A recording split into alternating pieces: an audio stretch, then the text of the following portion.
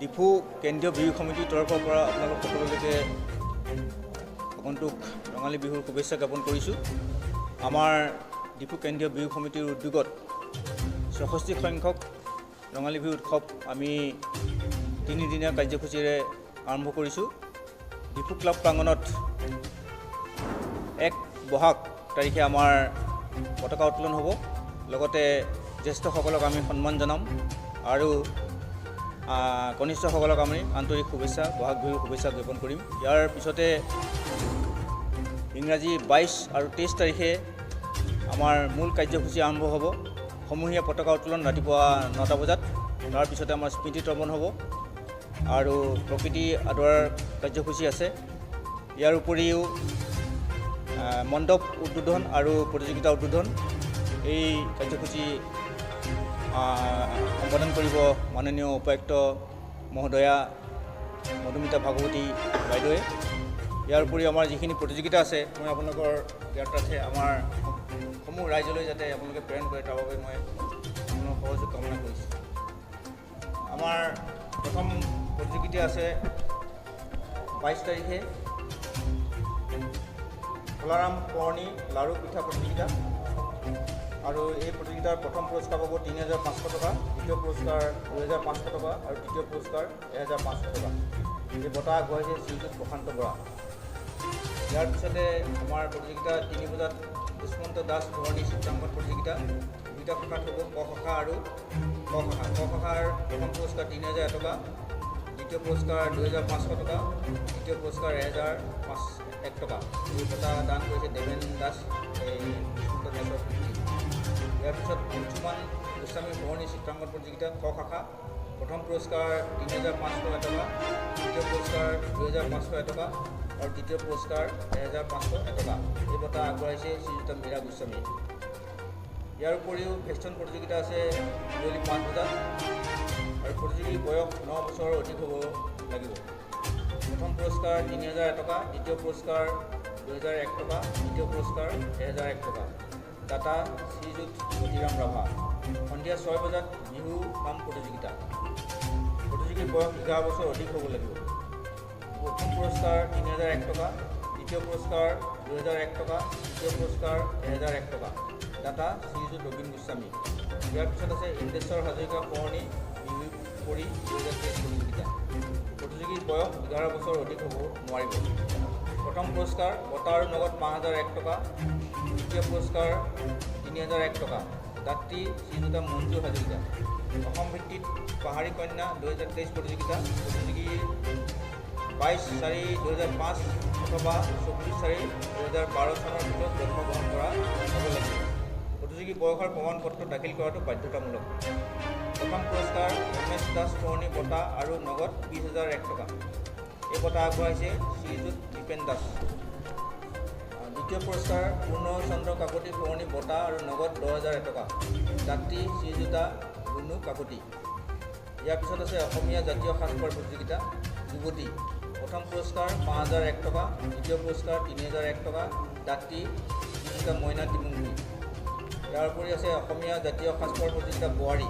প্ৰথম পুৰস্কাৰ ৫,০০১ টকা, দ্বিতীয় পুৰস্কাৰ ৩,০০১ টকা। দাতা শ্ৰীযুত অৰূপ কলিতা। কিছু নিয়মাৱলী আছে, নিয়মাৱলী মই গাই দিছোঁ।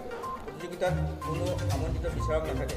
প্ৰতিযোগিতা আৰম্ভ হোৱাৰ আগে আগে সেই সময়ত উপস্থিত থকা আৰু বিহু সম্বন্ধত জ্ঞান থকা সমিতিৰ ৫জন সদস্য প্ৰতিগৰাকী প্ৰতিযোগীৰ বিপৰীতে উপস্থিতৰ নম্বৰ ১ৰ পৰা ৯ দিয়া হ'ব। ৫জন সদস্যৰ নম্বৰৰ যোগফলে প্ৰতিযোগিতাৰ ফলাফল হ'ব। অপ্ৰত্যাশিত পৰিস্থিতিত সমিতিৰ সিদ্ধান্তই চূড়ান্ত হ'ব। প্ৰতিগৰাকী প্ৰতিযোগীৰ সদস্যৰ সৰ্বোচ্চ সংখ্যা ৮জন। প্ৰতিযোগী আৰু সহযোগীসকলৰ খোৱা ব্যৱস্থা কৰা হ'ব।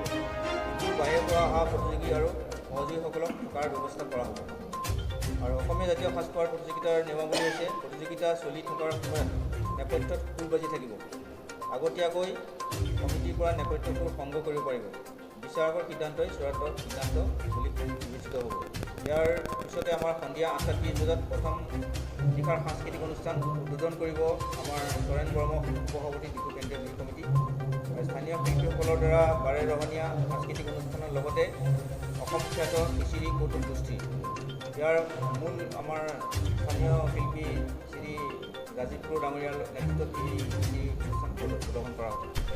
তাৰপিছতে আছে 9 বহাগ 23 এপ্ৰিল 2023 পুৱা 11 বজাত কাৰ্যনিৰ্বাহক সভা, বিয়লি 5 বজাত বঁটা বিতৰণৰ সম্বৰ্ধনা অনুষ্ঠান। আমাৰ সম্বৰ্ধিত ব্যক্তিসকল হ'ল শ্ৰীযুত প্ৰতীক কুমাৰ সেন, শ্ৰীযুত কৰুণাকান্ত ভৰালী, শ্ৰীযুত কামিনী দাস, শ্ৰীযুতা মায়াদেৱী, শ্ৰীযুত মণিৰাম টিছু, শ্ৰীযুতা কপিলা লেখুটি। ইয়াৰ পিছতে আমাৰ বঁটা বিতৰণী অনুষ্ঠান হ'ব। আৰু এই বছৰ আমাৰ মেট্ৰিক পৰীক্ষা 2022ত যিসকলে সৰ্বোচ্চ নম্বৰ পাইছিলে তাৰ ভিতৰত 5 জনক প্ৰতি CBSE আৰু সেবাৰ 2000 টকাকৈ বঁটা প্ৰদান কৰা হ'ব। আৰু ডিফু কেন্দ্ৰীয় বিহু সমিতিৰ তৰফৰ পৰা প্ৰমাণপত্ৰ আগবঢ়োৱা হ'ব। আৰু এই বঁটাৰ দাতা আছে সেবাৰ শ্ৰীযুত মুকুল চন্দ্ৰ বৰুৱা আৰু CBSEৰ শ্ৰীযুতা গীতা বৰা। 7 বজাত সন্ধিয়া সাংস্কৃতিক সন্ধিয়া উদ্বোধন কৰিব ডক্টৰ তুলিৰাম ৰংহাং, মাননীয় মুখ্য কাৰ্যবাহী সদস্য কাৰ্বি আংলং সাহিত্য সংগীত পৰিষদ ডিফু। মুখ্য আকৰ্ষণ আছে সেইদিনাখন ৰঞ্জিত গগৈ, তেখেতৰ সহশিল্পীসকলৰ দ্বাৰা বিহু প্ৰদৰ্শন। আৰু এই ৰঞ্জিত গগৈ এতিয়া বৰ্তমান যিটো গিনিজ ৱৰ্ল্ড বুকৰ যি তেখেতে প্ৰদৰ্শন হ'ব, তেখেতে তাৰে নেতৃত্ব লৈছে। ইয়াৰ উপৰিও অপূৰ্বজান তেখেতৰ সহযোগী শিল্পীসকলৰ লগত সাংস্কৃতিক অনুষ্ঠান পৰিৱেশন কৰিব। আৰু আমি আপোনালোকক জনাব পাই সুখী হৈছোঁ যে ডিফু কেন্দ্ৰীয় বিহু সমিতিয়ে 2002 চনৰ পৰা বিভিন্ন সামাজিক সাংস্কৃতিক অনুষ্ঠানৰ লগত একেলগে পতাকা উত্তোলন কৰে। এই পতাকা উত্তোলন 22 তাৰিখে পুৱা 9 বজাত সমাপন হ'ব। ইয়াত বিভিন্ন সামাজিক সাংস্কৃতিক অনুষ্ঠানে সহযোগ কৰে। প্ৰায় 30টামান সামাজিক অনুষ্ঠান জড়িত থাকে। আৰু ডিফুৰ সকলো ৰাইজৰ সহযোগত আজি প্ৰায় 64 বছৰ এই কেন্দ্ৰীয় বিহু সমিতিৰ অনুষ্ঠান উদযাপন হৈ আহিছে। গতিকে আমি ডিফু কেন্দ্ৰীয় বিহু সমিতিৰ তৰফৰ পৰা আৰু ডিফুপুখুৰীৰ ৰাইজৰ হৈ অসমবাসী ৰাইজলৈ আগন্তুক নৱবৰ্ষৰ শুভেচ্ছা জ্ঞাপন কৰিছোঁ। আৰু আমাৰ যাতে অনুষ্ঠান সাফল্য হয় আৰু সকলোৰে সহযোগ কামনা কৰিছোঁ। বিশেষকৈ আটাইকেইটা অনুষ্ঠানত যে সকলোৱে আহি অংশগ্ৰহণ কৰে তাৰ বাবে মই আপোনালোকৰ চেনেলৰ বা আপোনালোকৰ যি পৰ্টেল আছে সকলোৰে থ্ৰুৱেদি মই সকলোকে আহ্বান জনাইছোঁ। আৰু আপোনালোকক পুনৰ ধন্যবাদ জনাই আজিৰ এই প্ৰেছ মেল সুন্দৰভাৱে পৰিচালনা হৈছে বুলি মই আপোনালোকৰ আগত ব্যক্ত কৰিলোঁ। ধন্যবাদ।